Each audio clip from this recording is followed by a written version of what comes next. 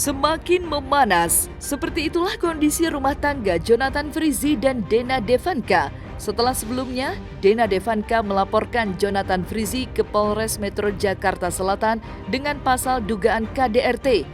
Maka, pada hari Senin 6 September 2021, Jonathan Frizzy datang ke Polres Jakarta Selatan untuk membantah tuduhan Dena Devanka dan justru melaporkan balik Dena Devanka dengan dugaan pasal KDRT. Lama tak muncul di hadapan publik, akhirnya Jonathan Frizzy kini muncul dan mendatangi Polres Metro Jakarta Selatan yang ditemani oleh kuasa hukumnya untuk melaporkan balik Dena Devanka terkait dugaan kasus kekerasan dalam rumah tangga. Jadi selama ini saya diam, bukan berarti berita simpang siur di luar sana itu benar. Saya datang ke sini sekarang karena ada tuduhan terhadap saya. Jadi saya harus membela diri saya gitu. Dan saya mau jelaskan kalau saya tidak pernah melakukan KDRT. Ya, jadi biar clear semuanya di sini teman-teman, saya tidak pernah melakukan KDRT, malah saya jadi korban. Kasian lah, saya udah membangun karir 20 tahun, terus teman-teman beritain karena dengar sana sini, saya bilang KDRT. Saya tidak pernah menyakitin siapapun seumur hidup saya gitu. Itu jadi udah biar clear semuanya, makanya saya bawa teman-teman dari advokat ke sini. Pada hari ini, tanggal 6 September 2021, kami dari para advokat dari kantor PNP Law Firm bersama klien kami, Jonathan Frizzy, melaporkan saudari dengan inisial DAD atas dugaan tindak pidana kekerasan dalam rumah tangga.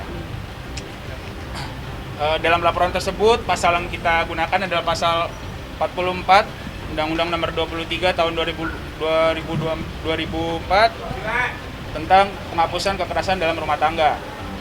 Bukti-bukti sudah kita serahkan ke Polres Metro Jakarta Selatan, yaitu berupa kita ada foto, kita ada video, dan kita ada rekaman suara. Gitu. Ya. Jadi pada intinya udah kita serahkan, detailnya kita nggak bisa kasih tahu karena memang kita menghormati proses penyelidikan. Gitu. Karena kami percaya Polres Metro Jakarta Selatan akan melakukan proses yang objektif dan profesional serta presisi. Ya, jadi kesempatan hari ini saya mau menekankan lagi, saya mau menegaskan apa yang klien kami bilang. Beliau tidak melakukan KDRT, tapi nanti kita buktikan justru beliau ini yang menjadi korbannya. Gitu. Ada detailnya mas, nanti detailnya itu kita nggak bisa mendahului proses penyelidikan karena kita masih menghormati dulu, bukti-bukti pun kita harus serahkan dulu ke pihak yang berwenang gitu teman-teman sekalian. Sebenarnya klien kami juga sebenarnya nggak mau melakukan ini. Betul. Melakukan tindakan hukum ini tidak mau, ya, karena masih berharap agar permasalahan ini diselesaikan secara damai, secara kekeluargaan. Cuman tindakan hukum yang dilakukan oleh klien kami ini sebagai bentuk klarifikasi atas tuduhan-tuduhan yang beredar liar di masyarakat, tuduhan mengenai KDRT tersebut. Itu aja sih. Tidak ada perselingkuhan, Nikah siri itu gimana? apalagi nikah siri, tidak ada nikah siri. Tidak ada gara-gara yang lain juga ada. Saya jelaskan bahwa memang itu kan dalam pasal 5 Undang-Undang Nomor 23 Tahun 2004 itu menyatakan dilarang melakukan kekerasan terhadap fisik. Mas. Jadi apapun penyebabnya kita bisa membuktikan bahwa saudari DAD ini telah melakukan kekerasan fisik terhadap klien kami. Itu yang kami laporkan. Jadi hanya sebatas kita mempunyai bukti bahwa beliau ini menjadi korban kekerasan. Ada visumnya juga, ada fotonya juga dan videonya juga, tapi belum bisa kita rilis. Untuk sementara ini kami masih menduga bahwa saudari DAD melakukan pelanggaran tersebut. Ya. Makanya kami masih menunggu nanti proses selanjutnya. Ya teman-teman wartawan, ya kami berharap juga bersabar untuk menunggu proses tersebut. Drama rumah tangga Jonathan Frizzy dengan Dena Devanka kini kian memanas. Hal tersebut lantaran kini keduanya dikabarkan akan segera mengakhiri permasalahan rumah tangganya dengan cara perceraian. Menanggapi hal tersebut, Jonathan Frizzy pun mengungkapkan jika dirinya tak tahu menahu terkait gugatan perceraian yang dilayangkan sang istri Dena Devanka kepada dirinya.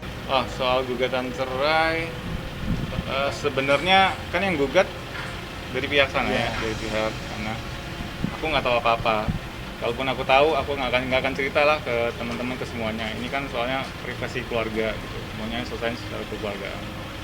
Tanya sama mereka aja. Ya, tanyanya sama mereka. Kenapa bisa Kalau berbarengan? kalau buat aku sih, apa yang baik, aku akan baik dan pertahankan. Apa yang tidak baik, buat apa dipertahankan gitu. Jadi biar semuanya kitanya baik-baik dan bahagia. Kalau soal kenapa sama, tanya yang sana aja gitu. Aku nggak ada urusannya, Mbak. Kayaknya mereka juga di sana kan yang soal Ririn. Kan itu urusan rumah tangga orang gitu. Nggak tahu apa-apa aku. Terjadi Masih. apa sih alasannya sampai akhirnya masih ketemu satu Ya rumah? alasannya anak-anak. Ya bagaimanapun juga Ijong kan masih berstatus sebagai suami dari saudari DAD dan juga sebagai ayah dari anak-anaknya. Ya otomatis masih melakukan kewajibannya sebagai suami dan ayah dari anak-anaknya. Itu aja sih. Yang berapa kali mengalami KDRT? Mohon maaf, Aku nggak perlu jawab ya. untuk itu proses itu Itu- nanti dijelaskan di proses dalam berita acara klarifikasi nanti selanjutnya. Jadi mohon maaf kami belum bisa membuka itu. Ya, dan mungkin bisa. Nggak ada yang mempermainkan kan. Katanya dirimu ada tekanan untuk pindah agama, Iya. kata paman. Aku nggak perlu jawab itu ya. Itu urusan rumah tangga soalnya. Hubungan rumah tangga Jonathan Frizzy dengan sang istri Dena Devanka kini sedang diambang perceraian. Hubungan rumah tangganya pun sempat dikait-kaitkan dengan aktris cantik Ririn Dwi Ariyanti. Menanggapi hal tersebut, Ijong pun mengatakan jika dirinya bingung dan membantah dengan adanya tuduhan dirinya yang dikabarkan dekat dengan Ririn Dwi Ariyanti. Tidak benar sama sekali. Kami justru bingung kalau kenapa ada tuduhan orang ketiga atau apa. Ya, Nah, kalau itu, misalkan oke. memang ada tuduhan itu bisa dibuktikan silakan aja. Nggak ada dekat apa-apa, kita profesional teman kerja semua. Nggak ada ngaruh apa-apa sih, ngaruhnya ditungguin aja sama teman-teman. Ganggu syutingnya.